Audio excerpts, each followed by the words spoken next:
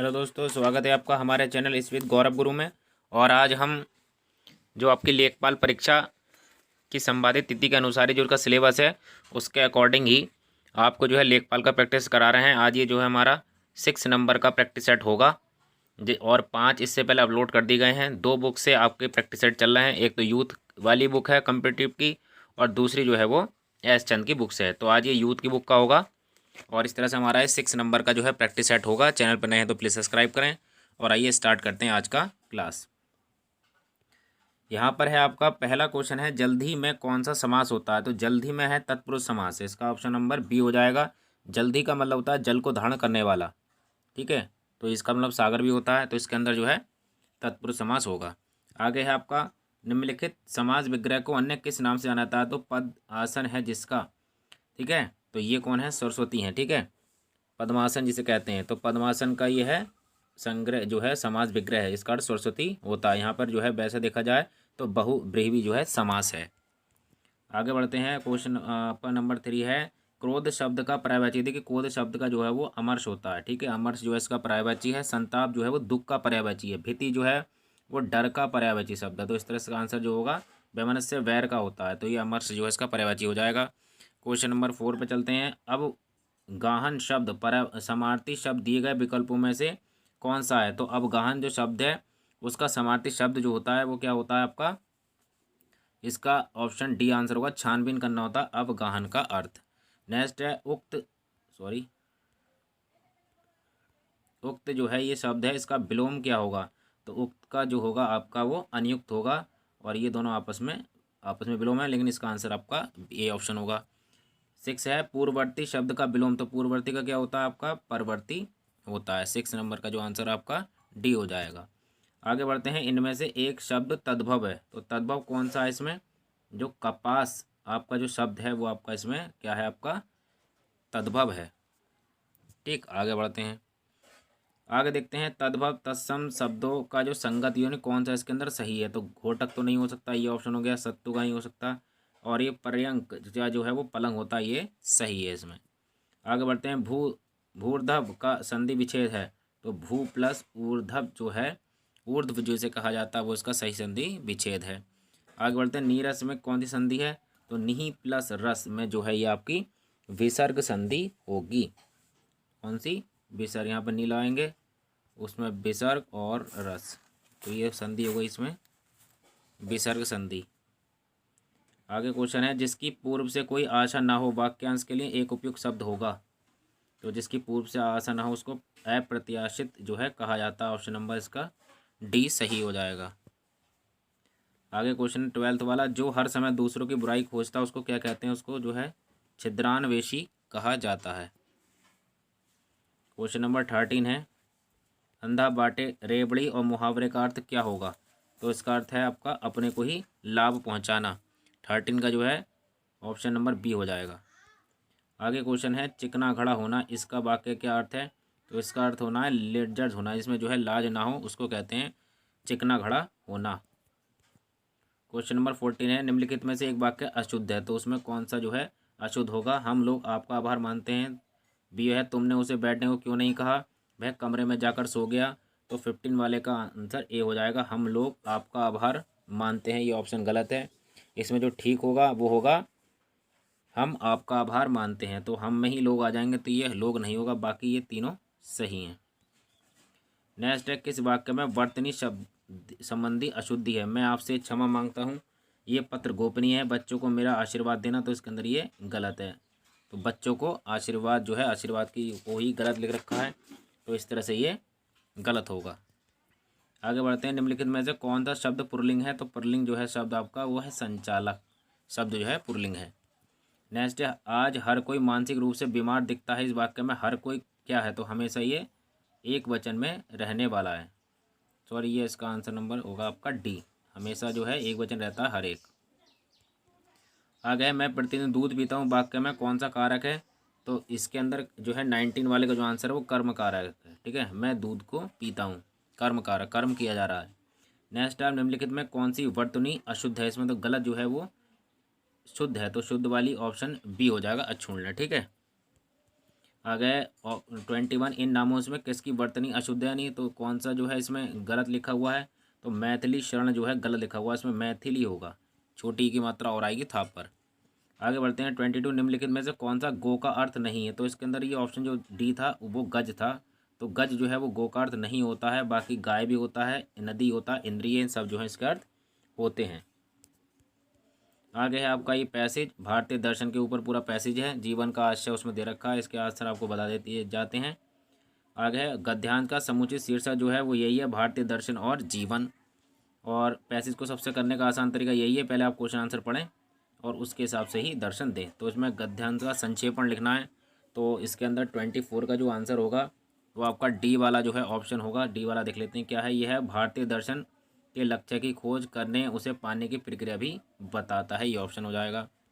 आगे बढ़ते हैं क्वेश्चन नंबर 25, गद्यांश के आधार पर बताइए कि यथार्थ की प्राप्ति में प्रमुख बाधा क्या है, तो यथार्थ की प्रमुख जो है 25 का जो इसका आंसर हो जाएगा वो है ए, अज्ञान जो है वो यथार्थ की जो है प्राप्ति में बाधक होता है।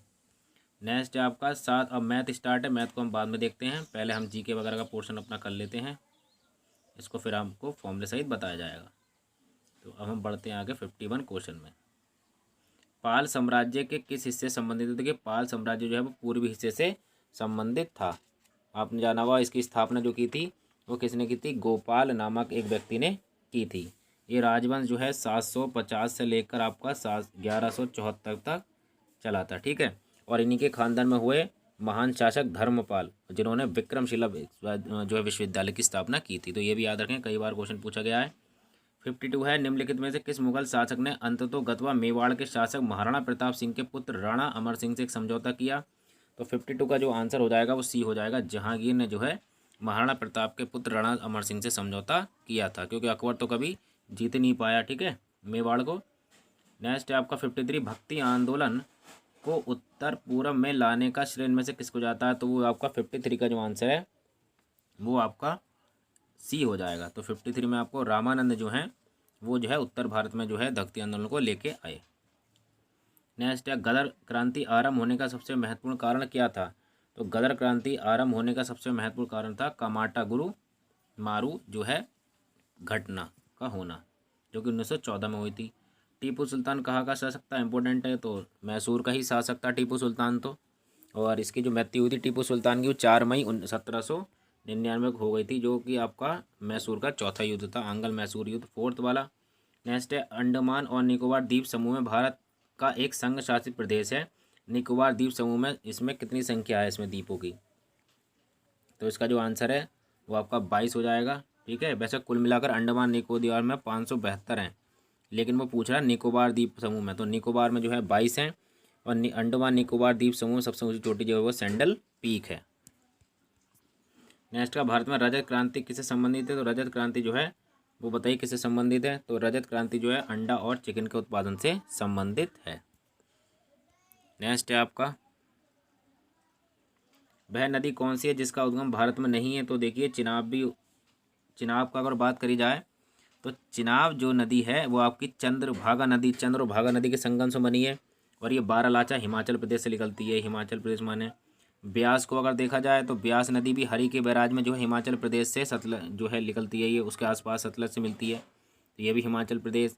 रावी जो है वो भी रोहतांग दल्ले से कुल्लू घाटी से निकलती है, तो ये सतलज जो है वो ऐसी नदी है जो कि बाहर से निकलती है, ठीक है। ये सतलज जो है आपकी दक्षिण पश्चिम में तिब्बत से निकलती है, ठीक है। मानसरोवर जो है राक्षस ताल या राक्षस ताल जिसको कहा जाता है उसको ही कहा जाता है, और सबसे लंबी नदी है पूरी पंजाब में बहने वाली, तो ऑप्शन नंबर सी इसका सही हो जाएगा।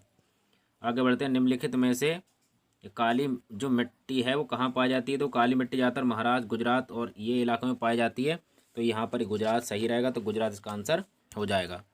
आगे बढ़ते हैं, कुंडलनकुलम परियोजना कहाँ पर है, तो ये जो है आपकी तमिलनाडु में आपको देखने को मिलेगी, कहाँ मिलेगी आपको, तमिलनाडु में देखने को मिलेगी, ठीक है। ये 2002 में जो स्टार्ट की गई थी और 2013 में जो इसको कंप्लीट कर लिया गया।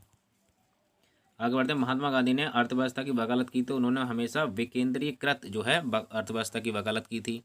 नेक्स्ट है शून्यकाल का क्या अर्थ होता है, तो इसमें शून्यकाल में वैसे तो कोई शब्द नहीं है संसद में, सांसद वो हमारे संविधान में, तो ये जब कोई अति महत्वपूर्ण विषय चर्चा के लिए उठाया जाता है तब उसको कहा जाता है। 62 का आंसर बी। ये जो है 12 बजे से 1 बजे के बीच होता है। नेक्स्ट है आपका, भारत के संविधान में निम्नलिखित में किसके विरुद्ध अभियोग चलाने का प्रावधान नहीं है। तो इसमें जो बी ऑप्शन जो कट गया है, राज्यपाल जो होते हैं, राज्यपाल के विरुद्ध जो है कहीं भी अभियोग नहीं चलाया जाता। राष्ट्रपति आपको बताइए 61 आर्टिकल के तहत है। आगे बढ़ते हैं, गरीबी हटाओ का नारा किस पंचवर्षीय योजना में दिया गया था। तो गरीबी हटाओ का जो नारा दिया गया था, ऑप्शन नंबर 64 जो है क्वेश्चन नंबर, वो 5वीं पंचवर्षीय योजना में दिया गया था, जो कि 1974 से 1978 तक चली थी। ठीक है। नेक्स्ट है, आवृत्ति मापने की इकाई क्या है। तो आवृत्ति को हम हर्ट्ज में नापा जाता है। नेक्स्ट है, चालक के माध्यम से प्रवाहित धारा होती है। तो वो किसके, हमेशा किसके होती है। बताइए 66 का जो आंसर है वो आपका ए हो जाएगा। विभवांतर के प्रति अनुपातिक होती है। आपने देखा होगा आई जो होती है वो बिल्कुल जो है समानुपाती होती है वी के। ये आपका ओम का नियम भी है। नेक्स्ट है, हरे फलों को पकाने के लिए क्या यूज़ करते हैं। तो भैया एसिटिलीन हम यूज़ करते हैं। एसिटिलीन गैस का यूज़ किया जाता है फलों को पकाने के लिए, C2H2 जिसको कहा जाता है। ठीक है। नेक्स्ट है आपका, वह तत्व जो रक्त में नहीं पाया जाता। तो रक्त के अंदर क्रोमियम जो है नहीं पाया जाता है, बाकी लोहा वगैरह ये सब पाए जाते हैं, लेकिन क्रोमियम जो है वो नहीं पाया जाता है। नेक्स्ट है आपका, निम्नलिखित में से कौन एक प्राइमरी स्टोरेज डिवाइस है। तो प्राइमरी स्टोरेज डिवाइस जो है वो आपकी कौन सी होगी। तो 69 का जो आंसर है वो आपका बी हो जाएगा। रैंडम एक्सेस मेमोरी जिसको रैम कहा जाता है वो इसका आंसर हो जाएगा। ठीक है। आगे बढ़ते हैं, फ्लाई ऐश क्या है। तो फ्लाई ऐश जो है वो ऐश के लघु कण होते हैं, फ्लाई ऐश। आगे बढ़ते हैं, नेक्स्ट क्वेश्चन है 71, जल्लीकट्टू किसके साथ जुड़ा है। तो जल्लीकट्टू आपका पोंगल, जो कि आपका कहाँ का त्यौहार है ये बताएंगे आप। बहुत फेमस है ये पोंगल 71। तो ये तमिलनाडु का जो है परंपरागत खेल है। इसके अंदर वही सांड से लड़ा जाता है। तो ये जल्लीकट्टू उससे संबंधित है। नेक्स्ट है, the test of my life के लेखक कौन है। तो इसके युवराज सिंह है। इन्होंने अपनी जो है आत्मकथा इसके अंदर लिखी है।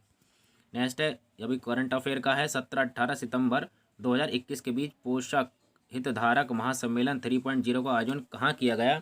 तो 73 का जो आंसर हो जाएगा वो आपका बी हो जाएगा, हैदराबाद में किया गया था। इसका जो शुभारंभ है वो नरेंद्र सिंह तोमर ने किया था।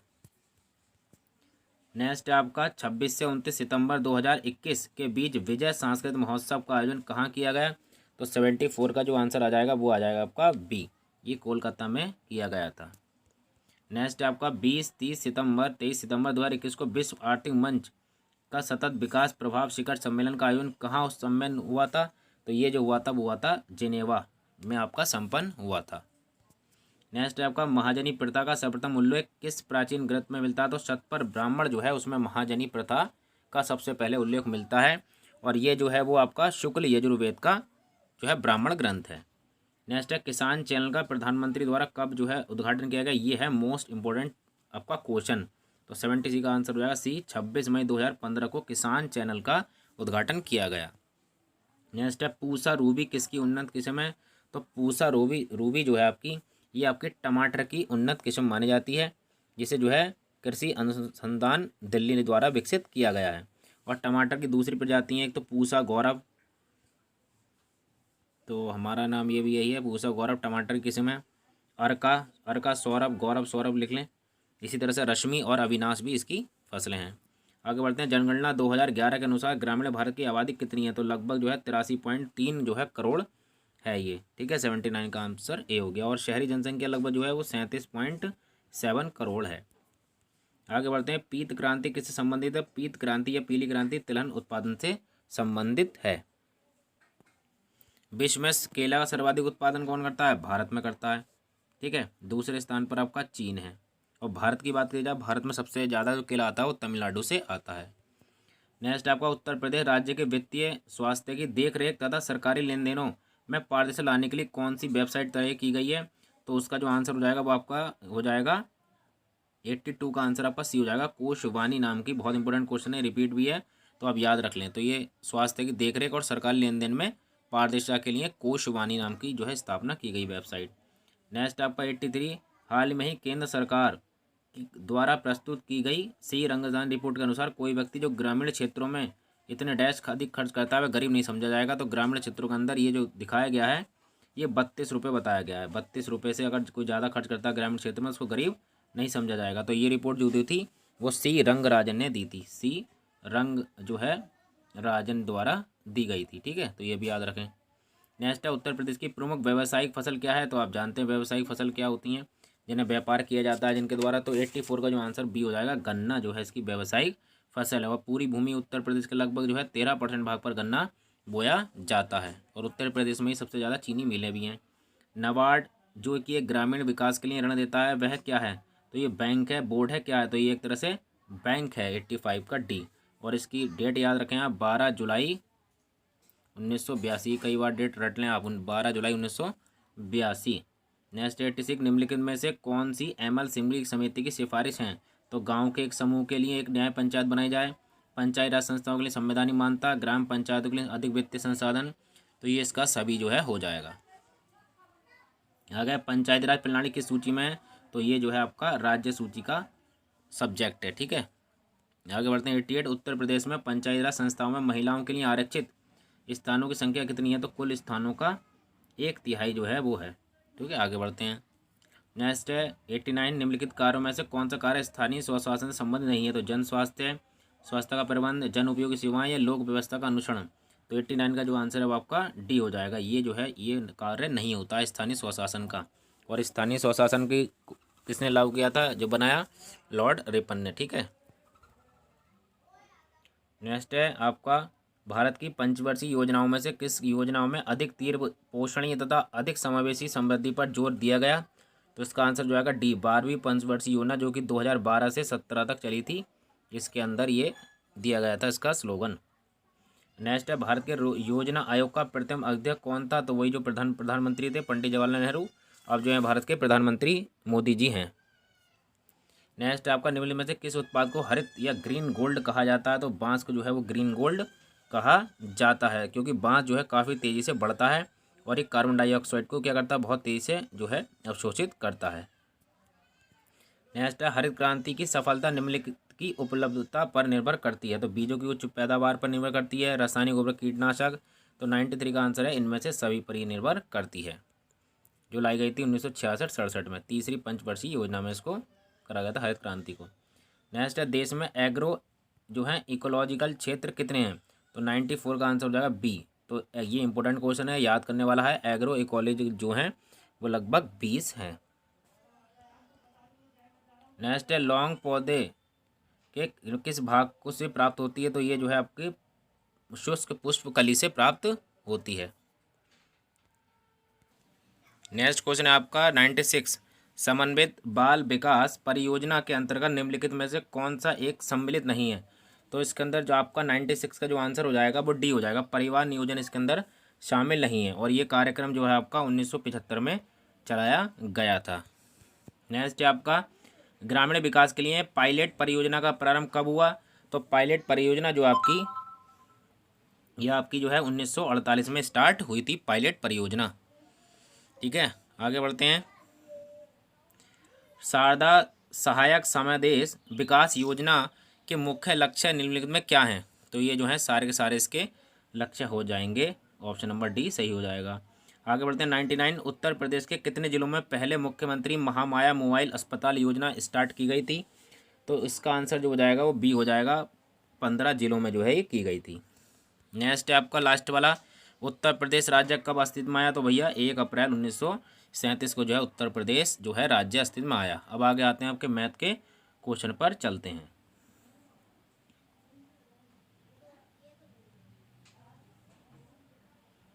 तो मैथ के क्वेश्चन आपके यहाँ से स्टार्ट हैं 26 से। देखिए पहला क्वेश्चन है 7 मीटर त्रिज्या यानी r बराबर 7 हो गई, 4 और 3.5 मीटर चौड़ा मार्ग है, यानी कि ये जो है एक वृत्ताकार है, उसके 4 और चौड़ा मार्ग है। तो मार्ग का क्षेत्रफल बताइए। तो इसमें 2 त्रिज्याएँ हो जाएंगी। देखिए यहाँ से यहाँ तक जो है, यहाँ से यहाँ तक तो 7 हो जाएगी त्रिज्या, और बड़ी वाली त्रिज्या में 7 जोड़ देंगे 10.5 हो जाएगी। तो इस तरह से जो है 2 त्रिज्याएँ हो जाएंगी। और इसका जो फॉर्मूला हो जाएगा आपका वही पाई1। वृत्त का क्षेत्रफल का फॉर्मूला क्या होता है, बहुत ईजी जो है क्वेश्चन है। तो आपका जो फॉर्म लग जाएगा वृत्त के क्षेत्रफल में से आप इसका क्षेत्रफल घटा देंगे, यानी कि बड़े वाले जो ये जो क्षेत्रफल है, बड़ा वाला जो आपका है, यानी कि पाई, ये जो 2 त्रिज्याएँ r प्लस और ये वाली चौड़ाई जो है d, इसको जोड़ के पाई r स्क्वायर माइनस हो जाएगा पाई r में पहले जो बड़े वाले की होगी 7.3.5 इसका स्क्वायर माइनस जो छोटा वाला है पाई r स्क्वायर यानी 7 का स्क्वायर। बस ये फॉर्मूला लगाकर इसका आंसर 26 में जो आंसर हो जाएगा वो सी वाला हो जाएगा, 192.5 वर्ग मीटर। ये आपका बोर्ड मास के रूल्स है, इसे आप आराम से सॉल्व कर लेंगे। 27 का जो आंसर है वो आपका 43 निकल कर आ जाएगा। नेक्स्ट है आपका एक आयत का क्षेत्रफल, क्योंकि आयत देखिए लंबाई चौड़ाई और इसमें जो है क्षेत्रफल वाले सम्स बहुत आते हैं, तो उस पर आप ज़्यादा प्रैक्टिस करें और यूनिट पर। तो ये 448 वर्ग मीटर दे रखा है आयत का क्षेत्रफल, यदि इसकी लंबाई इसकी चौड़ाई से 12% अधिक हो, यानी कि आपका इजी क्वेश्चन है तो कोई दिक्कत वाली बात नहीं है। अगर आप चौड़ाई जो है 100 मान लें तो इसकी जो लंबाई हो जाएगी वो 112 हो जाएगी। इस तरह से दोनों का क्षेत्रफल गुणा करके किसका रख दें, 448 का रख दें और एक की वैल्यू निकाल लें बस। और उसके बाद में इसको चौड़ाई 100 से उसकी गुणा कर दें, तो इस तरह से आपका जो आंसर आ जाएगा वो 20 निकल कर आ जाएगा। नेक्स्ट क्वेश्चन है आपका ट्राइंगल ABC जो है वो आपका जो है सर्वांग सम है XYZ के, यानी कि ये एक ट्राइंगल है ABC और ये सर्वांग सम जो है वो XYZ के सर्वांग सम है। और कह रहे हैं कोण BAC 55 डिग्री है, BAC वाला कोण 55 डिग्री है, तो Z जो है Y पूछ रहे हैं तो वो भी 55 डिग्री हो जाएगा, क्योंकि सर्वांग सम में दोनों एंगल समान होते हैं। नेक्स्ट है 5 साल पहले ये आयु का सम्स है, तो आप इसको कर लेंगे। इसका जो आंसर है 30 का वो मैं बता देता हूँ, डी ऑप्शन हो जाएगा 15 वर्ष। नेक्स्ट है आप इसे ऑप्शन भी कर सकते हैं वैसे। ये आपका दे रखा है एक ग्राफ, तो एक निजी जिम एक समय स्लॉट में 25 लोगों के समेट कर सकता है, और इस तरह से जो है ये दे रखा है चार्ट आपका सामने। 2 मंडे को इतने इस तरह से स्लॉट 1 स्लॉट 2 दे रखे हैं। इसके अंदर क्वेश्चन देख लें क्या है, तो वह कौन सा दिन है जब वे अधिक सदस्यों को समायोजित नहीं कर सकता। तो ऐसा जो क्वेश्चन है आपका उसका आंसर जो है ये देखते हैं किस दिन होगा, तो ये बी वाला ऑप्शन आएगा, रविवार के दिन। तो रविवार के दिन देखेंगे आप तो ये सबसे जो है संयोजित नहीं कर सकता, लिखा हुआ नहीं है। तो और चार्ट एक सप्ताह के औसत आगंतुक को दर्शा रहा है, वह कौन सा दिन है जब वे अधिक सदस्यों को समायोजित नहीं कर सकते। तो 33 का आंसर जो है आपका बी हो जाएगा इसके अंदर, रविवार। तो रविवार ये है आपका सबसे कम। ठीक है, आगे बढ़ते हैं। इसको सॉल्व करना है, 825 को डिवाइड देनी है, पॉइंट हटा कर 0 बढ़ा लें। इसका जो आंसर आपका 0.1 और जो 6 वाला ये ऑप्शन नंबर ए इसका आंसर हो जाएगा। आगे बढ़ते हैं। रेखा चित्र से दे रखा है, आपको दे रखा है किसी वर्ष भारत में से ठीक पहले के वर्ष की तुलना में अधिकतम मूल्य वृद्धि का जो है सामना करना पड़ा था। तो इस तरह से आप देखेंगे तो ऑप्शन नंबर जो है इसका डी ऑप्शन हो जाएगा। ठीक है, ग्राफ का डी ऑप्शन हो जाएगा, क्योंकि 2011 की बात करें तो ये देखिए 80। तो पहले अंतर निकालना पड़ेगा, मूल्य वृद्धि 2008 और 9 के बीच के निकालेंगे आप, तो 8 और 9 के बीच जो आएगा वो 18% के समथिंग आएगा। फिर 10 और 11 के बीच का, 10 और 9 के बीच का निकालेंगे तो 20% आएगा, और 2010 और इसके निकालेंगे बीच में तो लगभग 22% जो है आएगा। ठीक है, इसमें माइनस करके ये 22% आएगा। तो जो मूल्य वृद्धि हुई है तो स्पष्ट है कि 2011 में हुई मूल्य वृद्धि जो है 2000 तुलना में सबसे ज़्यादा है। ठीक है, नेक्स्ट है आपका एक विश्वविद्यालय में आने वाले विद्यार्थियों की में प्रतिवर्ष 10% की वृद्धि का लक्ष्य रखा गया है। यदि 2016 में ये 1500 थी, 2018 में कितनी हो जाएगी। तो सिंपल सी बात, 2016 में कितनी थी, 1500 थी, तो 1500 गुणा 2 बार के लें 10 से क्या हुई 11 हो गई, और फिर 10 से 11 हो गई। इस तरह से इसका आंसर जो निकल के आपका आ जाएगा वो आपका 34 का आंसर बी वाला निकल कर आ जाएगा, तो 1815 हो जाएगी। नेक्स्ट आपका क्रमागत है, सम संख्याएँ हैं क्या हैं। तो ये अगर इनको देखा जाए तो ये जो 35 का जो आंसर है वो आपका बी वाला हो जाएगा। ये जो है विषम संख्या है। विषम संख्या कैसे, इसमें जो 2x का जो मान होगा वो हमेशा सम होगा। ठीक है, जब 2x का 2 से 2 और 2x क्या होती हैं, हमेशा सम संख्या होती हैं। चाहे अब x पे कुछ भी रख लीजिए, चाहे 1 रख लीजिए, 2 रख लीजिए, 3 रख लीजिए, हमेशा आएगा। और जब सम में से कोई भी विषम संख्या घटेगी तो हमेशा क्या आता है, विषम संख्याएँ आती हैं। ठीक है, ये ध्यान रखें, जब भी किसी सम संख्या में मतलब 6 है और 6 में से हम जो है विषम संख्या घटाएंगे तो हमेशा विषम संख्या मिलेगी। इसी तरह से हम जो मान लीजिए 12 है, 12 में से कोई विषम संख्या घटा दें, मान लीजिए 5, तो 7 हमारे पास क्या आएगी, हमेशा विषम संख्या आएंगी। तो ऑप्शन नंबर बी सही हो जाएगा। आगे बढ़ते हैं। किसी बटन का जो है माध्य 12 और माध्यिका 16 है, तो बहुलक बताइए। तो आपको पता ही होगा फॉर्मूला क्या होता है।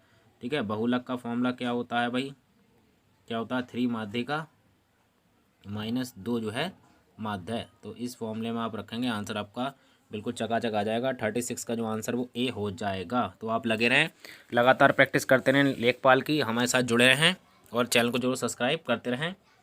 बस थकना नहीं है कभी ना कभी। ये नहीं है मैथ के क्वेश्चन इसमें आएंगे, मैथ के क्वेश्चन आपके जहाँ कि कोई भी एग्जाम हो गया उसमें भी आएंगे जो आपके आगे एग्जाम आ रहे हैं, चाहे वो NTPC होगा। हेल्प तो आपको सबको मिलेगी। एक देखिए, ये जो पोर्शन है ना लेखपाल का, अगर इसमें ग्रामीण समाज को छोड़ दिया जाए थोड़ा बहुत, तो बाकी सारा पोर्शन आपका सेम ही है और सब्जेक्ट की तरह।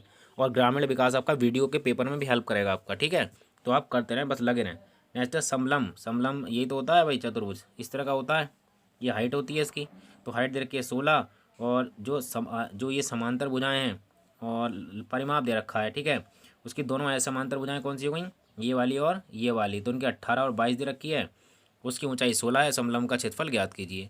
तो समलंब का जो क्षेत्रफल हो जाएगा वो आपका कितना हो जाएगा, तो उसका जो क्षेत्रफल हो जाएगा वो आपका 512 निकल कर आ जाएगा। ठीक है, आगे बढ़ते हैं। एक व्यक्ति एक्स 100 रुपये की वस्तु को 10% की हानि से व्यक्ति वाई को बेचता है और वाई उसे 10% का लाभ व्यक्ति जो है जेड को बेचता है, तो वाई ने किस मूल्य पर वस्तु बेची थी। तो ये भी आसान है आपका। 100 रुपये की चीज़ है, 10% की हानि पर बेची यानी 10 से 9 पर बेची, फिर वाई ने उसको 10% लाभ पे बेच दिया यानी 10 से 11 पे बेच दिया। इसको आप सॉल्व कर लेंगे तो कुल मिलाकर 99 आ जाएगा। ठीक है, ऑप्शन नंबर बी इसका आंसर बिल्कुल फाइन हो जाएगा। नेक्स्ट है आपका, यदि n प्राकृतिक संख्याओं का माध्य 15 है तो n तो जो है ये n का ही मान पूछ रहा है, तो 39 का आंसर क्या हो जाएगा आपका 29 हो जाएगा। देखिए होगा कैसे, प्रथम जो है n संख्याओं का जो माध्य होता है वो n+1/2 होता है, और यही आपको कितना दे रखा है भैया 15 दे रखा है, तो आप इसे सॉल्व करेंगे आपका आंसर 29 आ जाएगा। नेक्स्ट है, यदि x+2y बराबर -1 हो और 2x जो है 3y = 12 हो तो x और y के मान होंगे। इसका आंसर जो आपका हो जाएगा 3 और -2 वाला ऑप्शन हो जाएगा, सॉरी यानी ए ऑप्शन हो जाएगा इसका। ठीक है, ऑप्शन ए सही होगा। आगे बढ़ते हैं 41, इसके गुणनखंड आप आराम से कर लेंगे। तो गुणनखंड जो होंगे 41 के तो इजी क्वेश्चन है आपका, गुणनखंड करने आपको सभी को आते होंगे, तो ये आपका डी ऑप्शन हो जाएगा x-4 x-2। अब आते हैं हम पाई चार्ट पर। 2015 में XYZ जो है के विभिन्न व्यय को दिखाता है, तो इसमें दे रखे हैं, यदि कंपनी XYZ ने विभिन्न विभागों को 100 लाख रुपये खर्च किए हों तो R&D में कितना खर्च हुआ। तो R&D का अंगे भाई, R&D में 40% हुआ है, तो 40% निकाल दें आप 100 का, तो 40 ही आंसर आ जाएगा, 40 लाख करोड़ रुपये आ जाएगा। नेक्स्ट आपका संख्याओं की माध्य दिखा देंगे। माध्य निकालने के सबसे पहले इनको क्रम और जो है आरोही क्रम में लिखना पड़ेगा। तो सबसे पहले 2 आएगा, फिर 2 आएगा, फिर 3 आएगा, फिर 5 आएगा, फिर 7 आएगा, फिर 8 आएगा। तो बीच वाली संख्या 1 2 3, तो कौन सी आ गई भैया, आ गई आपकी 4 भी है क्या। ठीक है, तो सबको जोड़ लें। माध्य का पहले देख कितने नंबर हैं, 1 2 3 4 5 6, ये है आपकी 6, यानी कि इसके अंदर 3 और 5 के बीच में आएगा। ठीक है, 3 और 5 के बीच में जो होगा वो 4 आपका आंसर हो जाएगा। ठीक, आगे बढ़ते हैं। एक वस्तु को 15% के लाभ पर 920 रुपये बेचा गया, यानी कि जो उसकी कीमत 15% का लाभ का मतलब है 120% की वैल्यू आपको 920 दे रखी है। तो 20% के लाभ पर, सॉरी 115 की वैल्यू दे रखी है, ये सही कर लेते हैं, 115% की वैल्यू ये मान के चलिए आपको 920 दे रखी है, तो बस आपको 120% की वैल्यू निकालनी है। तो आंसर आपका 44 में का जो आंसर हो जाएगा वो सी आंसर हो जाएगा, 960 आंसर हो जाएगा। नेक्स्ट, एक चुनाव में एक उम्मीदवार को 75% वैध मतों से विजय हुआ। वो कुल 5,60,000 मतों में से 15% मत अवैध थे, यानी इसका पहले तो 15% निकालिए अवैध वाले, तो जब आप इसका 15% निकालेंगे तो वो कितना आ जाएगा, तो उसको निकालिए। और 75% वैध मत उसे प्राप्त हुए हैं, तो बस आपको कुछ नहीं करना है। तो देखिए सबसे पहले 56,000 ये तो है ही, 75% उसे मिले हैं, और वैध जो है वो अवैध जो हो गए 15%, तो वैध कितने 85%।